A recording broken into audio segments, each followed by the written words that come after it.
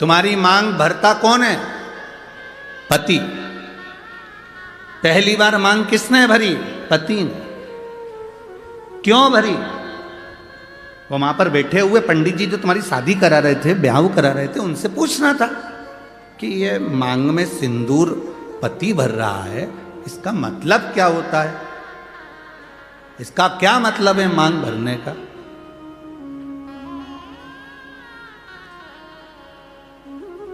क्या मतलब इसका? तुम्हें उन पंडित जी से पूछना था कि मांग में सिंदूर पति भर रहा है, पहली बार मांग पति भर रहा है, तो मांग भरने का मतलब क्या है? मांग कौन भरता है? पति।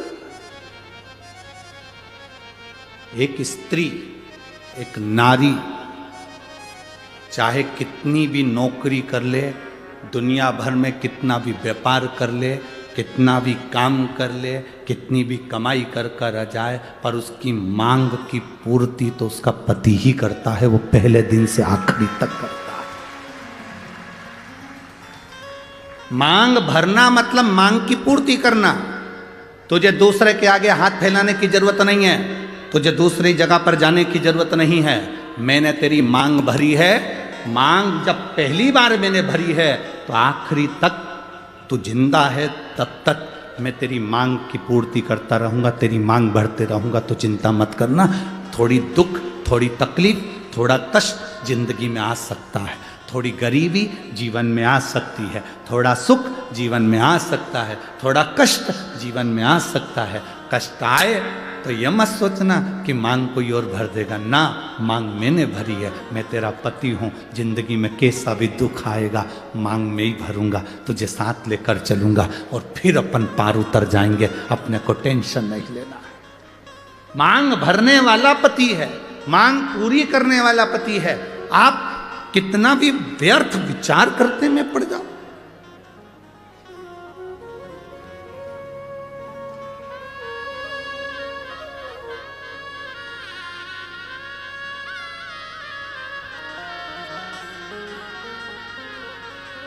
पूर्ति करना। जब हम जन्म लेते हैं, हमको नहीं मालूम रहता कि हमारे माता पिता कौन। जन्म लेने वाला बच्चा जन्म लेता है, बाद में उसको माता पिता का पता चलता है, पहले नहीं पता चलता।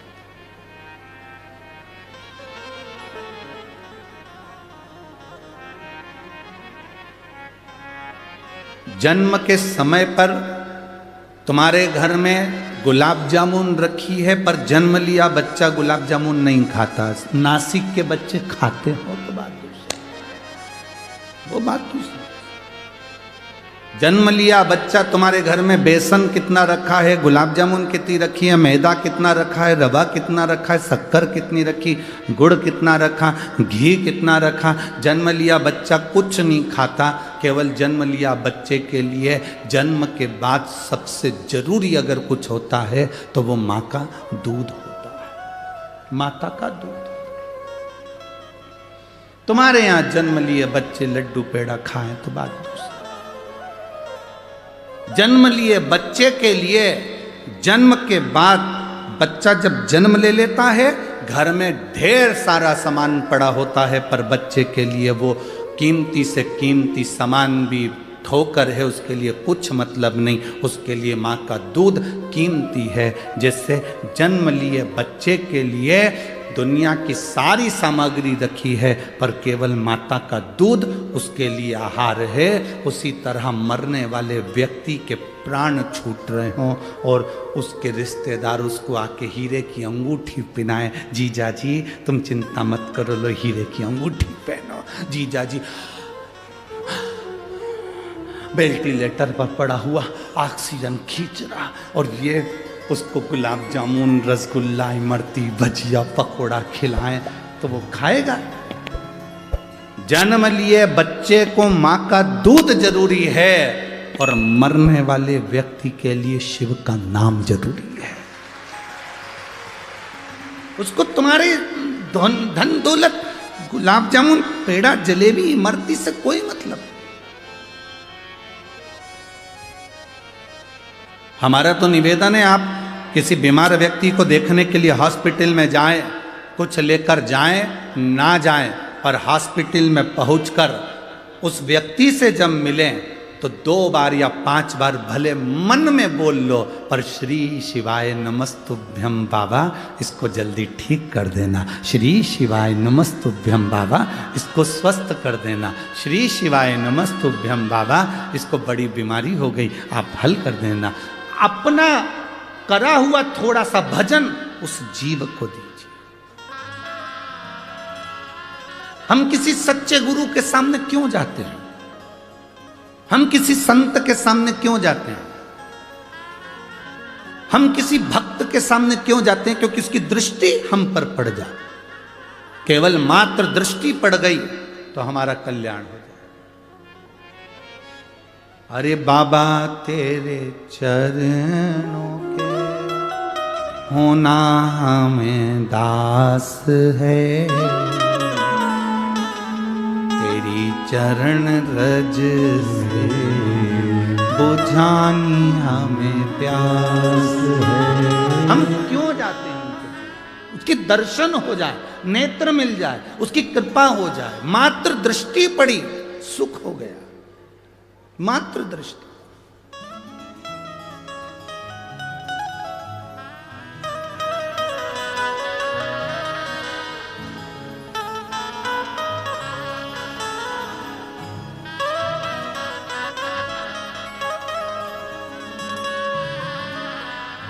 केवल दृष्टि मात्र से सुख का भान हो जाता है। केवल दृष्टि मात्र से।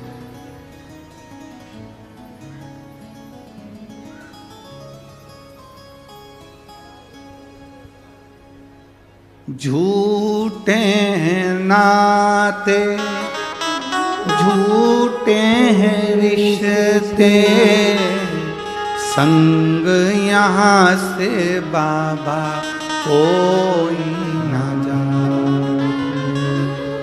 तेरा नाम केवल एक सहारा, तेरा नाम केवल एक सहारा, कहीं छूट जाए ना दामन तुम्हारा।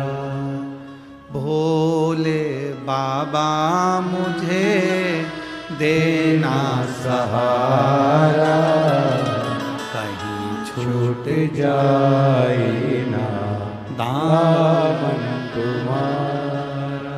हे बाबा, बस तुम्हारा सहारा मेरी जिंदगी में बना रहे।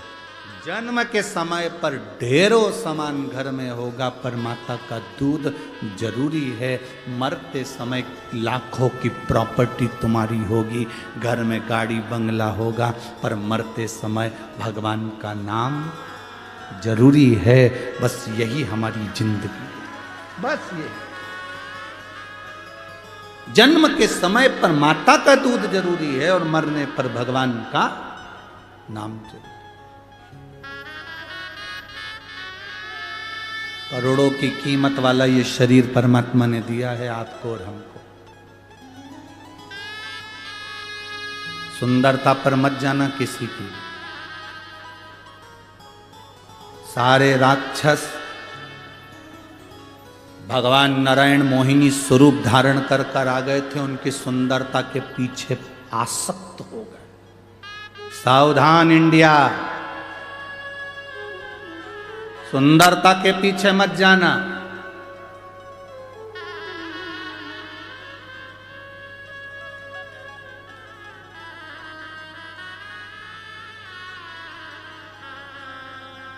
बिल्कुल सुंदरता के पीछे मत जाना। मोहिनी स्वरूप धारण कर कर भगवान आए और असुरों ने भगवान की सुंदरता देख ली। कितनी सुंदर नारी, कितनी सुंदर स्त्री, फंस गए सुंदरता के चक्कर।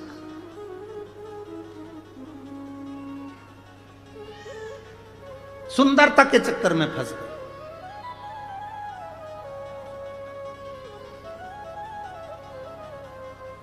और ऐसी सुंदरता के चक्कर में फंसे कि वो अमृत का जो कलश था वो भूल गए और मोहिनी के चक्कर में पड़ गए। मोहिनी ने कहा कि मैं अमृत बांटूंगी, तुम इधर बैठ जा, तुम इधर बैठ जा।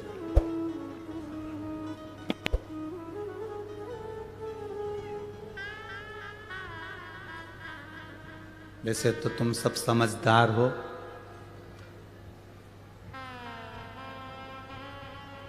सुंदरता मतलब दिखावा, किसी दिखावे की ओर हमको नहीं जाना। और अमृत मतलब ज्ञान, उस ज्ञान को हमें लेना है। कई बहुएं दिखने की घनी सुंदर होए और मालूम पड़े 24 घंटा मुंडा से मेंढक जड़े। 24 घंटा कई मतलब। सास भी बोलती हैं फिर बहू बहुत अच्छी है, अच्छी है, घर संभाल ली, काम कर लिया, बढ़िया है, सब अच्छा है हमारी बहू में। बहुएं कह देती है हमारी सास बहुत अच्छी है, सब बढ़िया है, बस एक कमी है, जिभान जिभ्या एक कमी है। अब सुंदर देखी, सुंदरता देखी, बड़ी सुंदर, बड़ी सुंदर, बड़ी सुंदर, बड़ी सुंदर। सुंदरता का करना क्या है भाई? सुंदरता के चक्कर में पड़ोगे तो जिंदगी नरक बन जाएगी। जैसे असुरों ने मोहिनी स्वरूप को देखा और उस सुंदरता में फंस गए तो अमृत छूट गया। उसी तरह आप दुनिया को देखने में लग गए, संसार की चमक दमक में रह गए, दुनिया की चमक धमक में आप रह गए तो फिर ज्ञान प्राप्त नहीं कर सकते, भगवान को प्राप्त नहीं कर सकते। ये चमक, ये दमक, फुलवन में महक, सब कुछ सरकार तुम ही से है। हम परमात्मा को प्राप्त करने का प्रयास करें।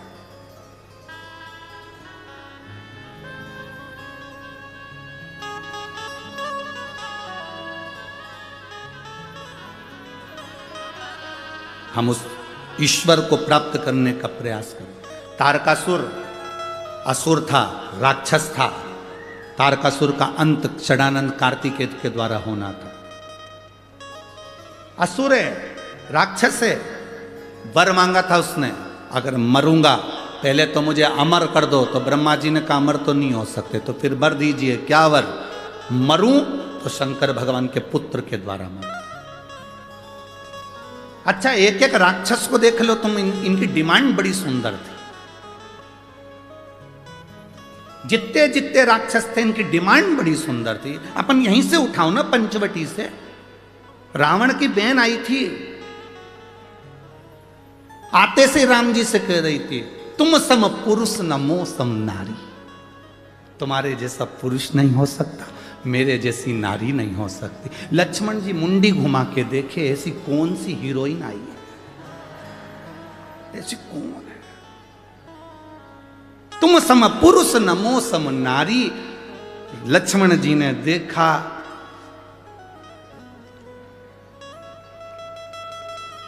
लक्ष्मण जी समझ गए ये तुम सम पुरुष नमो सम नारी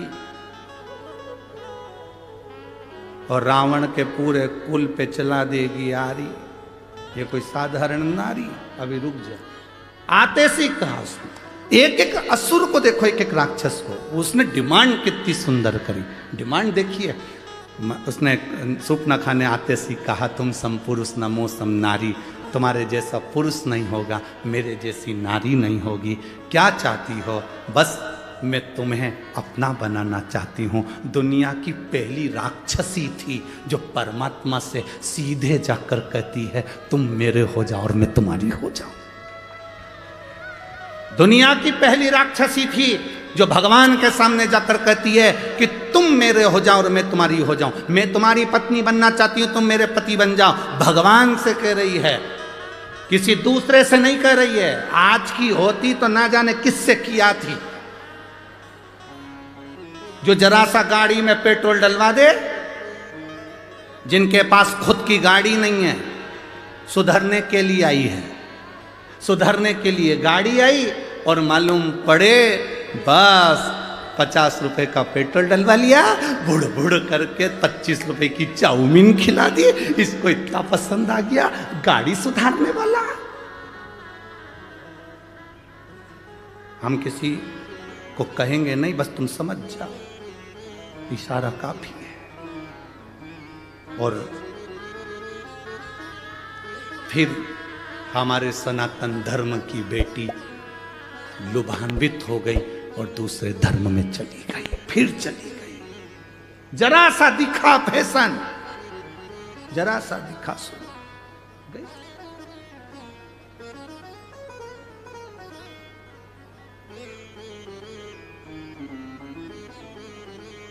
फिर चली।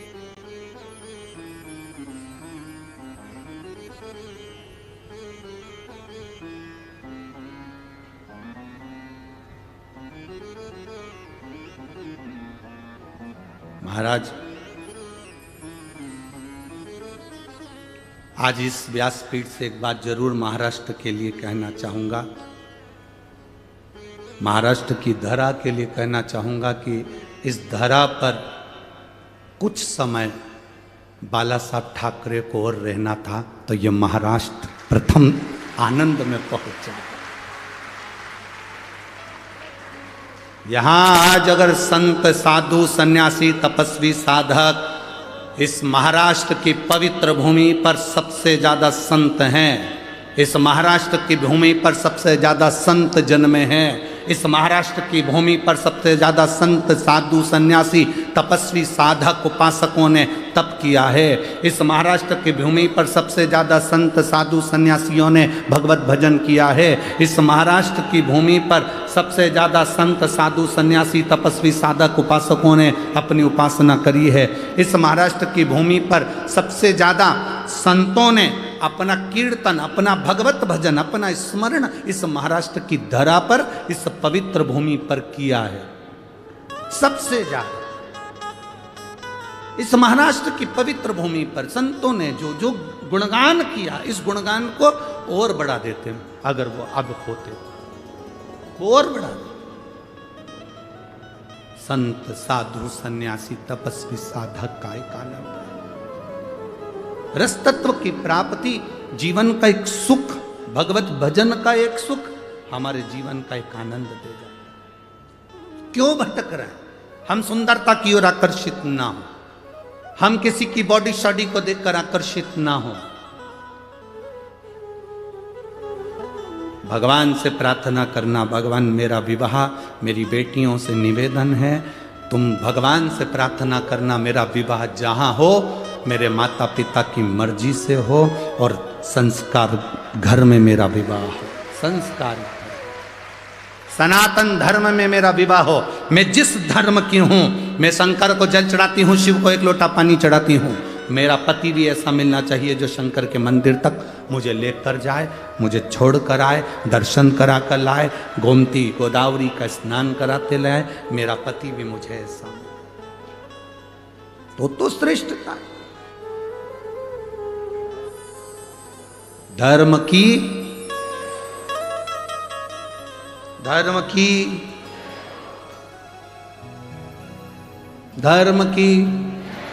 अधर्म का, प्राणियों में विश्व का, ठीक है। जो हमारे सनातन धर्म का हो और हम उस धर्म से उसको रिझाएं। सुंदरता पर मत जाना, मोहिनी स्वरूप की सुंदरता, राक्षस फंस गए, असुर भक्त फंस गए। कितनी सुंदर बात उस शूर्पणखा ने राम जी से कही कि तुम सम पुरुष न मो सम नारी, में राम जी को अपना बनाना चाहती हूँ। किसी दूसरे को वो अपना बनाने नहीं गई, बनाने गई तो राम को अपना बनाने गई। हम सबसे अगर ज़्यादा ज्ञानवान थी तो शूर्पणखा थी, जो भगवान को अपना बना रही है। हम दुनिया को अपना बनाते हैं पर भगवान को अपना नहीं बनाते, पर शूर्पणखा भगवान को अपना बना रही है। वो विद्वान है, ज्ञानवान है, वो भगवान को अपना बना रही है।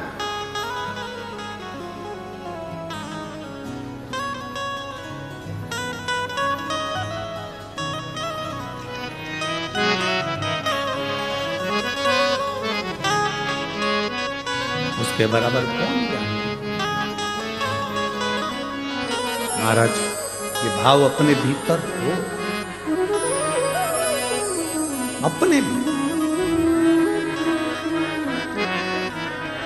बहुत देर तक सूर्पणखा राम जी को तकती रही, बहुत देर,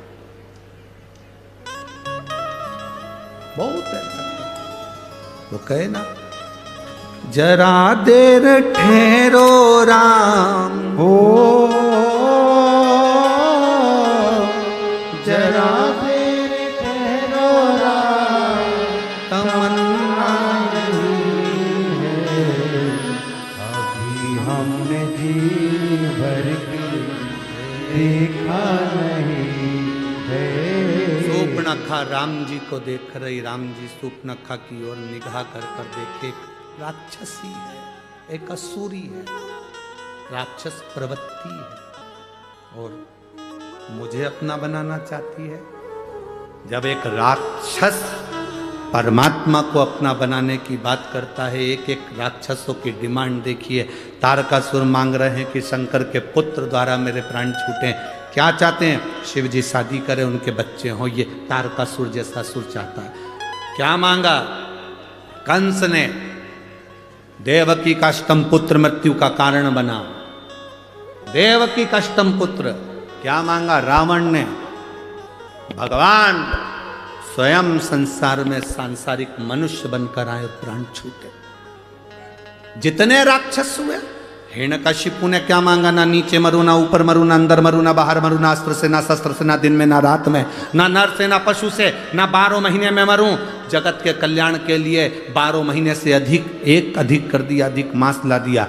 किसी रूप में ना मरूं तो नरसिंह भगवान प्रकट हुए। जरा विचार करिए कि हमारे हित के लिए राक्षसों ने उनकी मृत्यु भी मांगी तो अपने संसार के हित के लिए मांगी, संपूर्ण विश्व के कल्याण के लिए मांगी।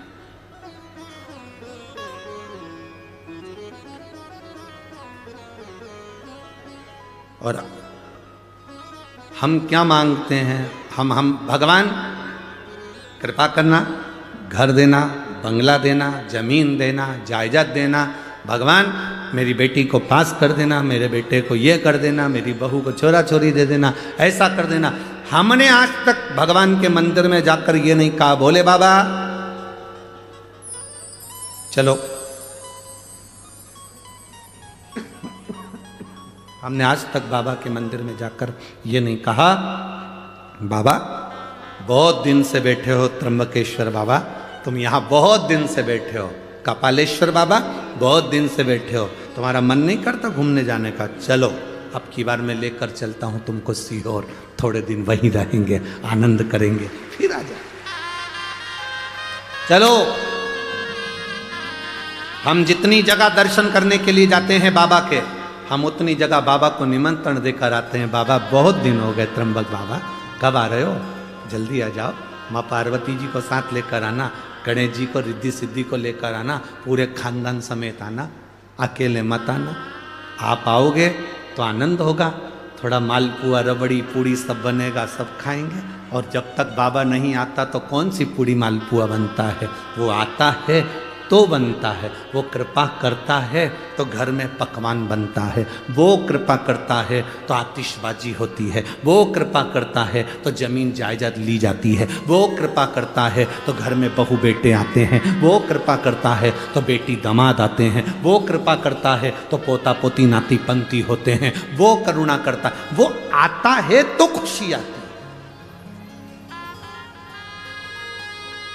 यहां पर भी आप कथा में आए हो ना, जितने लोग कथा श्रवण करने के लिए आए हो, बाबा से कहकर जाना आज प्रदोष बाबा का भारी। कितना हम तो फिर कहेंगे नासिक वालों, तुमने कजन ना जाने कितने कितनी गोदावरी की डुबकी लगाई होगी रे, सारा पुण्य इकट्ठा करके बैठे होगे और कथा का आनंद ले रहे हो। जरा विचार करो, दामोदर मास, कार्तिक का महीना और सुंदर पचवीगन का समय, देव दीपावली कथा, इधर एकादशी बीच में पड़ गई, आंवला नवमी पड़ गई और मालूम पड़े प्रदोष पड़ गई, सारी तिथि भी अच्छे से अच्छी ले ली तुमने, कथा का भी तत्व तुम ग्रहण कर रहे हो। और बाबा से प्रार्थना तुम कहकर जाना, बाबा मेरी झोली में इतना धन देना, इतनी संपदा देना, मैं भी जिंदगी में एक बार शिव महापुराण की कथा करवाऊं, आप मेरे गांव आओ।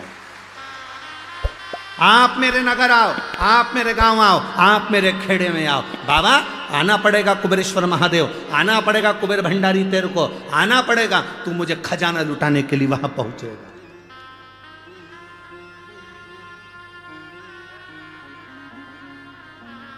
तुझे आना पड़ेगा। जब हम जिद पकड़ेंगे तो क्यों ना हो, हम जिद पकड़ते ही नहीं है। तारकासुर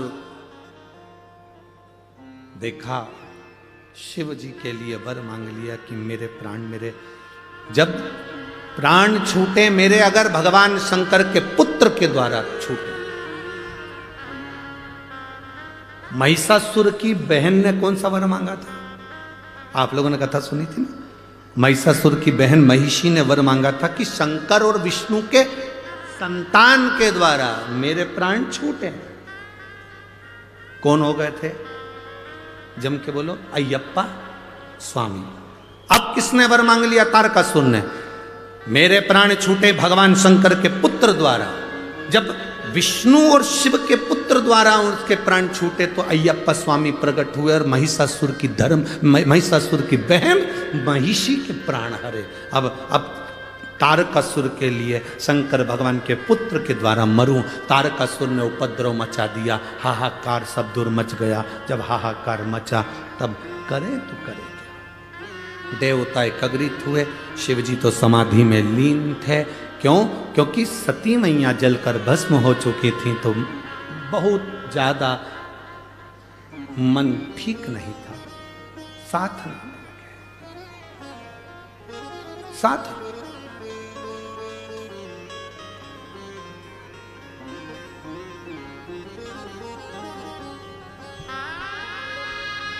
एक व्यक्ति ने प्रश्न किया, गुरुजी हम आपसे एक बात पूछना चाहते हैं। शंकर भगवान देवता है ना? हाँ। देवादिदेव महादेव है ना? हाँ। तो अपनी धर्म पत्नी सती के लिए इतने क्यों रोए?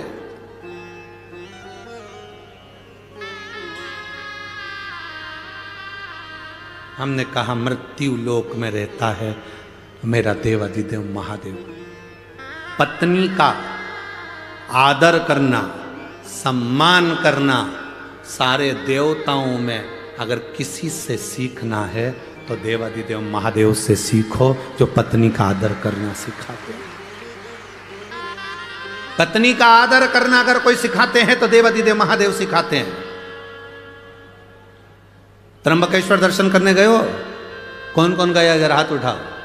गए हो? ठीक है, रखो। शंकर भगवान कहां पर हैं? जमीन पर। बोलो है कि नहीं? पार्वती जी कहां पर है? जम के बोलो जरा, ऊपर। जाओ, कपालेश्वर का दर्शन करने गए हो? शंकर भगवान कहां हैं? जमीन पर। पार्वती जी कहां है? ऊपर। कभी नारायण लक्ष्मी जी के दर्शन करे होंगे तो लक्ष्मी जी कहां रहती हैं? नारायण के चरण के पास। ब्रह्माणी कहां रहती है? ब्रह्मा जी के पास में। पर केवल देवादिदेव महादेव एक ऐसे हैं जो अपनी धर्म पत्नी को भी ऊंचे स्थान पर रखते हैं कि तू ऊंची रहे। नारी का आदर करना अगर कोई सिखाते हैं तो मेरे शंकर सिखाते हैं। स्त्री का सम्मान करना अगर कोई सिखाते हैं तो मेरे देवादिदेव महादेव सिखाते हैं। नारी का सम्मान क्या होता है, स्त्री का सत्कार क्या होता है, नारी के एक भाव जो प्रकटता है वो शिव समझाते हैं, वो शंकर का।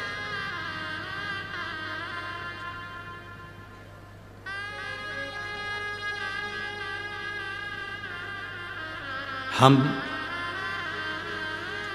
शिव जी से सीखें, हम देवादिदेव महादेव से सीखें कि नारी का आदर, नारी का सम्मान, नारी का सत्कार क्या होता है।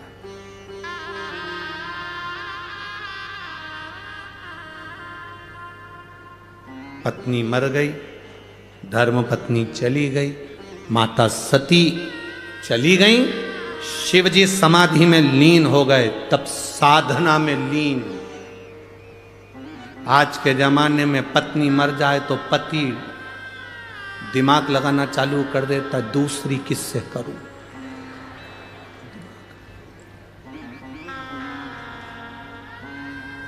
15-15, 16-16, 20-20 साल के बच्चे हो गए, लड़कियां कॉलेज पढ़ रही और इसको शादी करने की डाई लगा लगा के।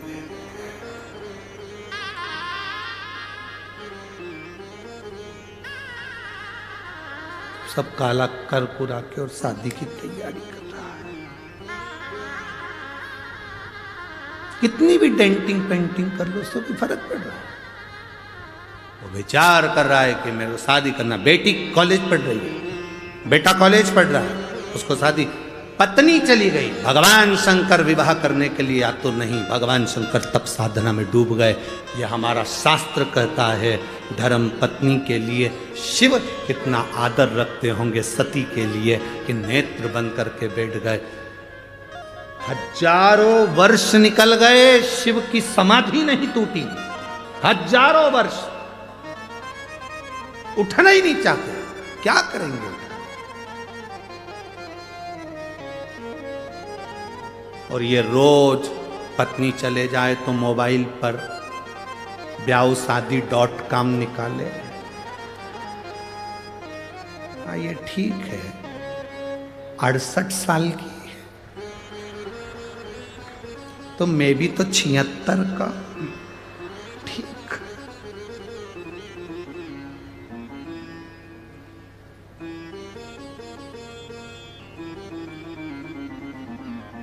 फिर तो वही वाला गीत हो है, सब लाए फूल बुढ़ा गोरी लेके आए। अरे मैं काक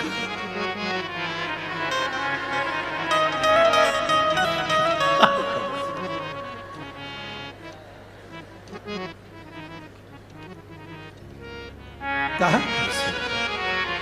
अरे भाई, शिव कृपा शंकर की उदारता कहती है, मेरे शिव जैसा माता का, स्त्री का, महिला का आदर करने वाला कोई दूसरा नहीं। शिव जो आदर करते हैं स्त्री का, वैसा आदर कोई नहीं कर सकता। इसलिए शंकर भगवान स्त्री का आदर करते हैं, इसलिए केवल एक शिव जी की आरती ऐसी होती है जिसमें सारे देवताओं का गुणगान आ जाता है।